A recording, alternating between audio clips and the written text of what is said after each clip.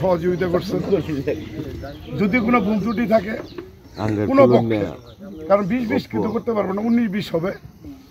যদি কেউ আমাদের আচার আচরণে যদি কষ্ট পায় থাকে, আমরা এই যে আজকের যে হাউসে 20 জন আমরা দায়িত্ব নিয়েছিলাম, এই 20 জনের পক্ষ থেকে আপনাদের কাছে আমরা ক্ষমা চাই। পাশাপাশি আজকের এই দরবার আংশিক শেষ করতেছি, এরপরে আমরা সবাই একটু সংবাদ সম্মেলন করে তারপরে মামলার পর্বটা আমরা যাব, এটা আমরা পরবর্তীতে আমরা এই করতেছি।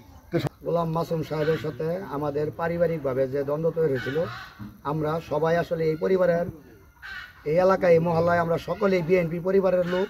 হ্যাঁ, আমরা বিএনপি হিসেবে থাকতে চাই। ওনাদের সাথে যে ভুল বোঝা হয়েছিল এটা অতীতে দ্বন্দ্ব, এই দ্বন্দ্ব আজকে মীমাংসায় পরিণত হয়েছে। আমরা এখন থেকে বিএনপি একসাথে করবো, একসাথে থাকবো।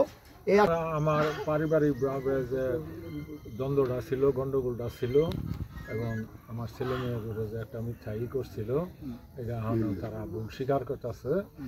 আমি সেটার মধ্যে রাজি আছি। হ্যাঁ, মামলাটা আমি প্রত্যাহার করি।